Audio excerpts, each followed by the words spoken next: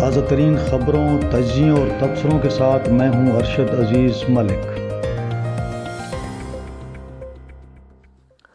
अस्सलाम वालेकुम नाज़रीन, उम्मीद है खैरियत से होंगे। आज नए व्लॉग के साथ हाज़िर हूँ। आज की अहम ख़बर है और उस पर हम तफसील से बात करेंगे।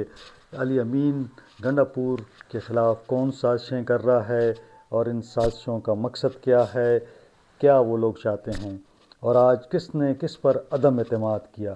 इस तफसील से इस पर बात करेंगे। इससे पहले कि मैं तफसील में जाऊँ, आपसे वही दरख्वास्त के चैनल को सब्सक्राइब करें, बेल आइकॉन को प्रेस कर लें और अगर पसंद आए तो दोस्तों के साथ भी शेयर करें और साथ में अगर आप कोई कमेंट्स देना चाहें तो वो भी आप दे सकते हैं। तो जी, आज का टॉपिक है कि अली अमीन गंडापुर के ख़िलाफ़ साजिशें कौन कर रहा है और ये क्या मामला है सारा। तो नाज़रीन, सबसे पहले मैं आपको ये बताऊं कि एक मुनज़्ज़म मनसूबाबंदी के तहत खैबर पख्तूनख्वा हुकूमत को तो तनकीद का निशाना बनाया ही जा रहा है और मुख्तलिफ़ जो यूट्यूबर्स हैं उनको भी इस काम के लिए लगाया गया है ताकि वो लोग तहरीक इंसाफ की जो खैबर पख्तूनख्वा हुकूमत है उसको उसके ख़िलाफ़ साजिशें करें, उसके ख़िलाफ़ जो हैं व्लॉग्स करें। लेकिन दिलचस्प बात क्या है इसके अंदर? दिलचस्प बात यह है कि अपोजिशन का काम तो यकीनन, अगर यहाँ पे हम अपोजिशन की बात करते हैं तो ज़ाहिर है सारी अपोजिशन जुमाते हैं। अगर मरकज़ की हम बात करते हैं तो मरकज़ की हुकूमत हो या पीपल्स पार्टी की हुकूमत हो, नून लीग की हो, उनका काम तो यकीनन तहरीक इंसाफ के ख़िलाफ़ जो भी इक़दामात होंगे उनकी बात करना, उनके ख़िलाफ़ बात करना, ये तो उनका एक यकीनन एक कानूनी और आइनी हक़ भी है और तनकीद वो करते हैं।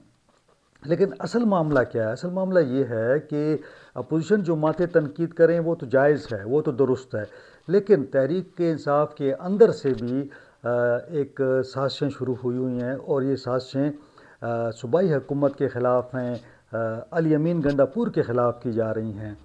पहले उन्हें कहा जा रहा था कि जी वो इमरान खान साहब की रिहाई में मुखलिस नहीं हैं, वो इस्टेब्लिशमेंट के साथ मिले हुए हैं और वो यहाँ से एहतजाज के लिए जाते हैं, फिर वहाँ से वो गायब हो जाते हैं, फिर उन्हीं लोगों के ज़रिए वहाँ बैठकर वो प्लानिंग करते हैं, फिर वो वापस आ जाते हैं।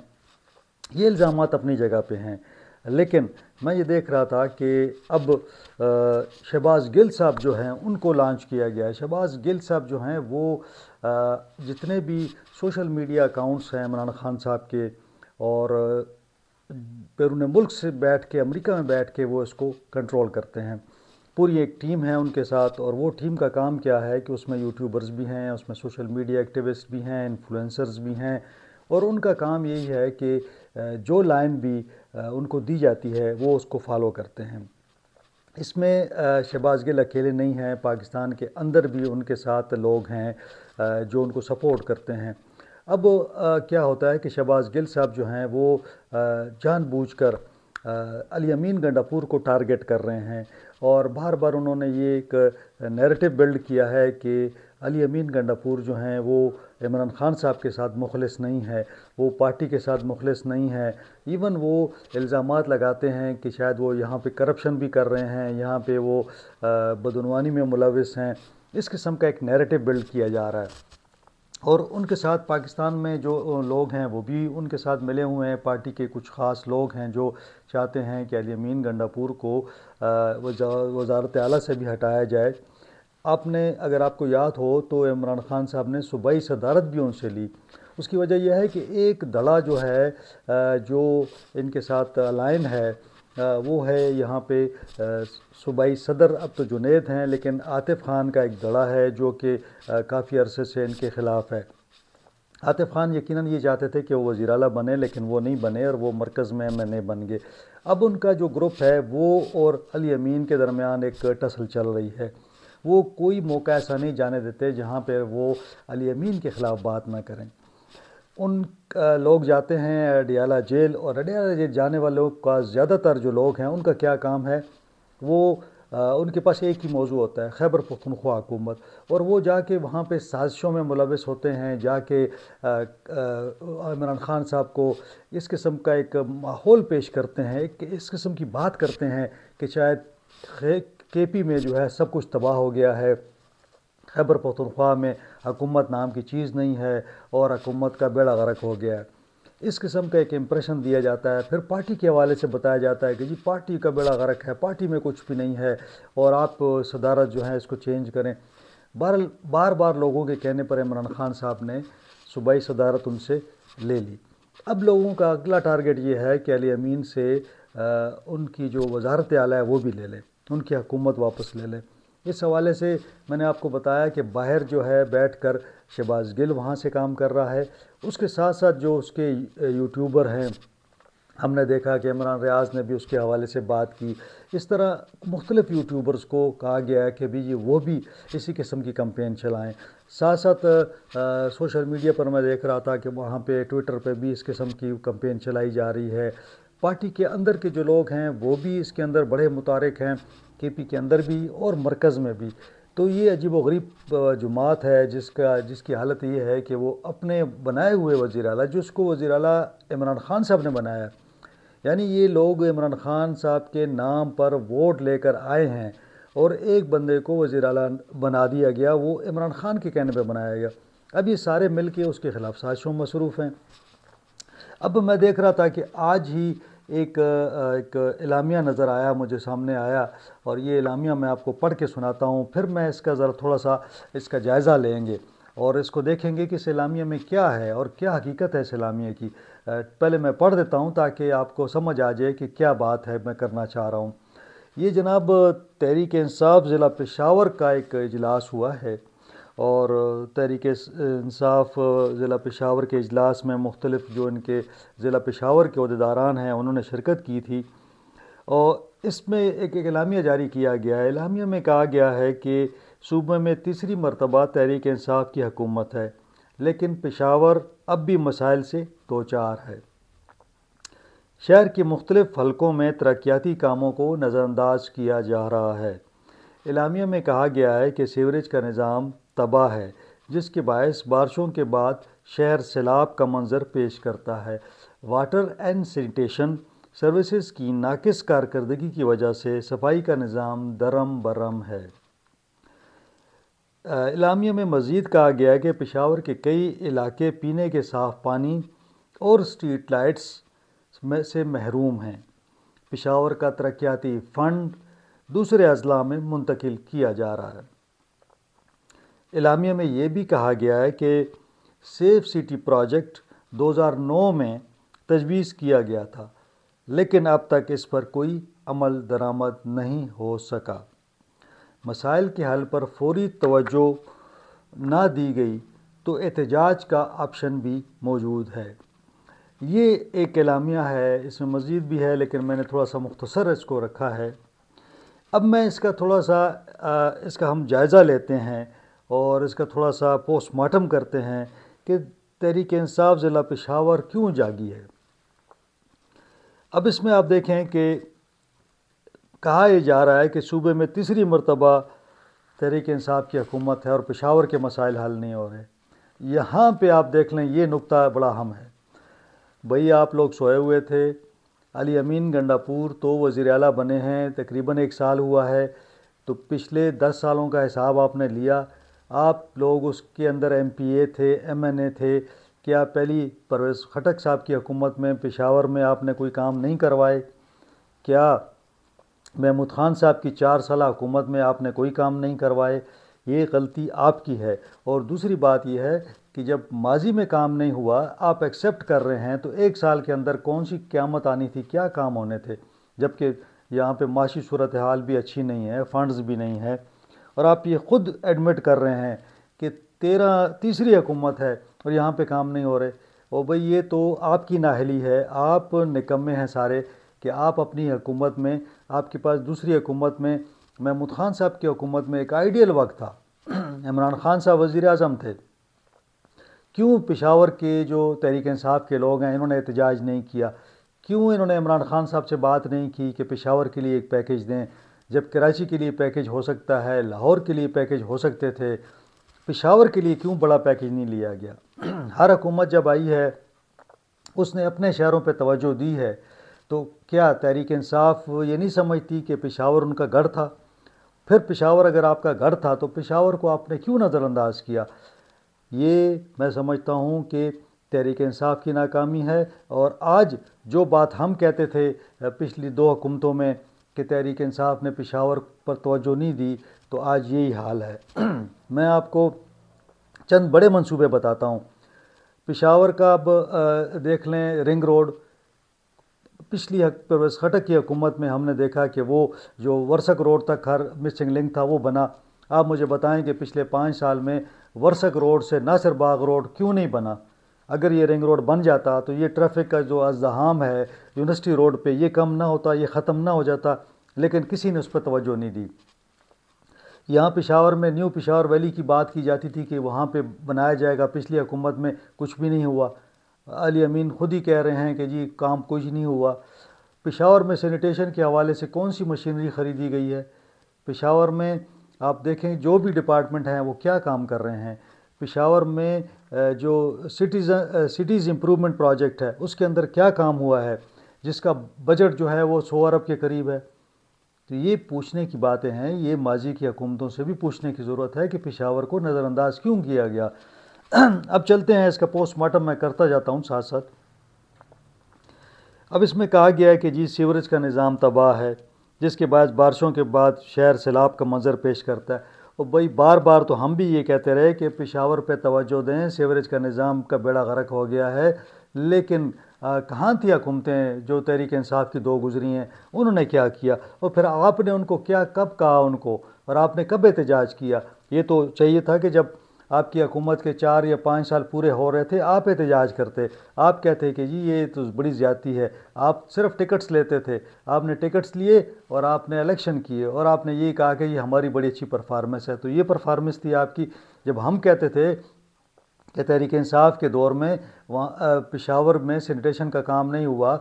आज भी जो है जब BRT बन गई तो उसके बाद जो है मज़ीद वहाँ पे पानी खड़ा होना शुरू हो गया। तो तहरीक इंसाफ के ज़िला पेशावर के अहदेदारान कहाँ थे? क्या वो सोए हुए थे? ये आवाम को पूछना पड़ेगा आपसे। आवाम आपसे पूछेंगे आप इलेक्शन में जब आएंगे कि आपने पेशावर को नज़रअंदाज क्यों किया। अच्छा, फिर इसमें आता है कि जी साफ़ पानी नहीं है, स्ट्रीट लाइट्स नहीं हैं। तो भाई अगर ये चीज़ें आप लोकल गवर्नमेंट आई, आपने उसको भी चलने नहीं दिया। अगर आप उनके साथ भी एक ताल्लुक़ रखते, एक अच्छा रखते, तो ये तो लोकल गवर्नमेंट का काम है। ये और मैं फिर भी कहता हूँ कि देखें ये काम सूबाई हुकूमत का नहीं है।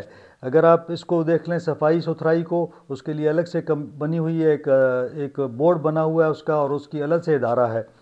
ये सफाई का काम, पीने के पानी का मामला, स्ट्रीट लाइट्स का मामला, क्या ये अली अमीन गंडापुर आपको देंगे? क्या ये उनका काम है?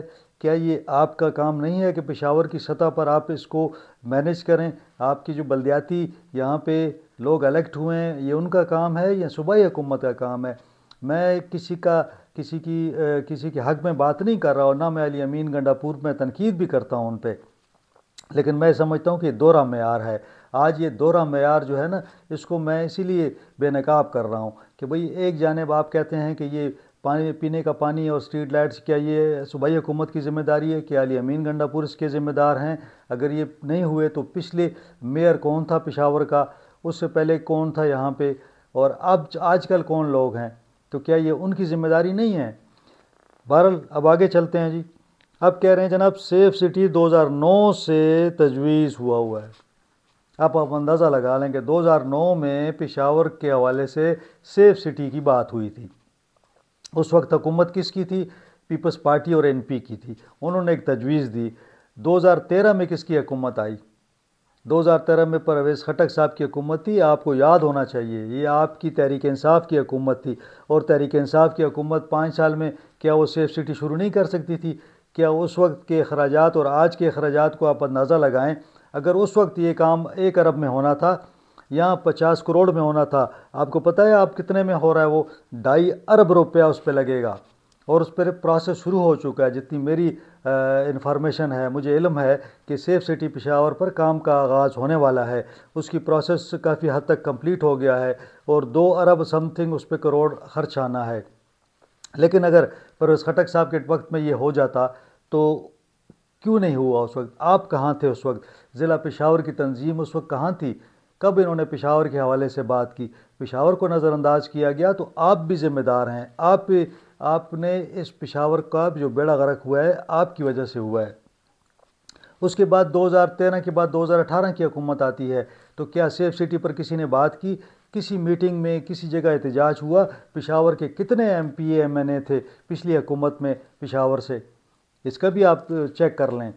इस मरतबा भी आप देख लें कि पेशावर के MPA MNA कितने हैं। लेकिन क्या इस पर पेशावर के हवाले से कोई पेशरफ्त हुई? वो भाई 2009 से ये 2025 आ गया है, तो आप अंदाज़ा लगा लें कि 16 साल हो गए हैं और 16 साल में आपकी 2 हुकूमतें चली गई हैं। और आज आप कह रहे हैं कि जी ये अली अमीन गंडापुर पर अदम एतमाद करते हैं। और भाई अदम एतमाद तो आप पर होना चाहिए कि आपने पहली हुकूमतों से क्यों नहीं पूछा। चलें आप 1 साल किसी को देते हैं, आज अली अमीन से हम पूछेंगे 2 साल बाद 3 साल बाद हम पूछेंगे कि भाई क्या उसने किया। लेकिन क्या पहले साल में अब ये बनता है कि हम उससे पूछें, जबकि एक बजट उसने दिया, उसके बाद दूसरा बजट अभी शुरू है, वो बजट उसने चंद माह का दिया और अब दोबारा उसने दिया। मैं किसी की हमायत नहीं कर रहा, ना मुझे अली अमीन के साथ कोई हमदर्दी है उस तरह, लेकिन मैं हक़ की बात कर रहा हूँ। हक़ की बात यही है कि ये प्रोजेक्ट अगर डिले हुआ है तो इसकी ज़िम्मेदारी तहरीक इंसाफ ज़िला पेशावर पर आयद होती है, मौजूदा हुकूमत पर आयद नहीं होती। अब कहा जा रहा है कि जी हमारे पास एहतजाज का ऑप्शन भी है और हम अदम एतमाद भी करते हैं। और भाई अगर आप अदम एतमाद करते हैं, एहतजाज करते हैं, तो आप उस वक्त कहाँ थे जब पिछली हुकूमतें थीं? ये सारे मामला जो हैं इनको सोचने की बात है। एक तो पेशावर के हवाले से मैं ये कहूँगा कि देखें, पेशावर के जो मामलात हैं वो बड़े संगीन हैं। ये छोटे छोटे जो मामलात हैं ये बल्दियात का काम है, समझने की ज़रूरत है आप लोगों को। बड़ा काम की बात करें, भाई पेशावर के जो रिंग रोड है इसके मिसिंग लिंक्स है। मैं तो अली अमीन साहब से ये रिक्वेस्ट करूँगा इस पे काम तेज़ करें। मुझे पता लगा है कि उसके लिए काम तेज़ हो रहा है, कोई 20 अरब के करीब उस पर लगने हैं। अगर आप ये मिसिंग लिंक बना देते हैं तो पेशावर में जो ट्रैफिक का रश है वो कम हो जाएगा। ऑलरेडी नदरन बाईपास पहुंच चुका है नासिर बाग रोड पे, तो अब इसको भी ले आएँ ताकि ये कम हो सके। साथ साथ न्यू पेशावर वैली पे काम तेज़ करें, और ठीक है उस पर टाइम लगेगा, लेकिन वो आबादी जो जिस अंदाज से बढ़ रही है उसको हल करने की ज़रूरत है। फिर पेशावर के अंदर हम देखते हैं कि ट्रैफिक के मामलात हैं। मैं आपसे गारंटी से कहता हूँ कि आप एक 10 के करीब जो है अंडर पासेस या फ्लाई ओवर्स बना दे। छोटे छोटे हैं, कोई बहुत बड़े बड़े फ्लाई ओवर्स नहीं हैं, छोटे छोटे अंडर पासेस हैं। आपको पेशावर की ट्रैफिक का ज़बरदस्त किस्म का जो है ना आपका सिस्टम हो जाएगा कि जहाँ पे सिग्नल फ्री कॉरिडोर हो जाएंगे, यानी कोई सिग्नल उसके अंदर का इशू नहीं होगा और ट्रैफिक रवां दवां होगी, लोगों को उससे काफ़ी सहूलत मिल जाएगी। साथ साथ जो है अब हैदराबाद है, हैदराबाद पे बोझ बढ़ रहा है। रेगी मॉडल टाउन है, इसके 3 फेजेस अभी तक बंद हैं, यानी 1, 2 और 5। अगर उसको खोला जाए और अब जो वहाँ पे तनाज़ात हैं उसको हल किया जाए, कमिश्नर इसमें काम कर रहे हैं, कमिश्नर पेशावर रियाज महसूद काफ़ी ज़बरदस्त मुतहरिक अफसर हैं, इसमें वो काम कर रहे हैं, लेकिन बैकिंग की ज़रूरत है। CM साहब इसमें इन्वॉल्व हों और इसको हल करें। तो ये चंद ऐसी चीज़ें हैं जिनके करने से कम से कम पेशावर के अंदर जो सड़कें हैं इसको थोड़ा सा खोला जाए। तो ये बड़े बड़े काम मेरा ख़्याल में कि सूबाई हुकूमत को करने हैं। और ये जो छोटे छोटे काम है, स्ट्रीट लाइट्स का काम तो सूबाई हुकूमत का काम नहीं है स्ट्रीट लाइट्स लगाना।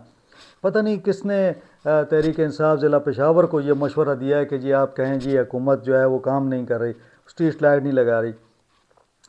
तो इस तरह कुछ मंसूबे हैं जो बड़े, इस पर मैं डिटेल में भी एक व्लॉग करूँगा ताकि पेशावर के जो मामलात हैं इसको हल किए जाएं और आप पेशावर को थोड़ा सा बेहतर कर दें। मैं समझता हूँ कि ये सारे मसाइल हल हो जाएंगे।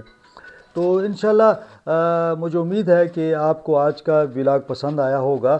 अगर पसंद आए तो दोस्तों के साथ शेयर भी करें, और अगर आपको इसमें कोई ऐसी चीज़ हो जिस पर आप कमेंट्स करना चाहें तो आप कमेंट्स भी कर सकते हैं। मैं हाज़िर हूँ, किसी वक्त भी जो भी आप तजवीज़ देंगे मैं उसके हवाले से आपकी बात जो है मुतल्लिका हुकाम तक पहुँचाऊँगा। बहुत शुक्रिया।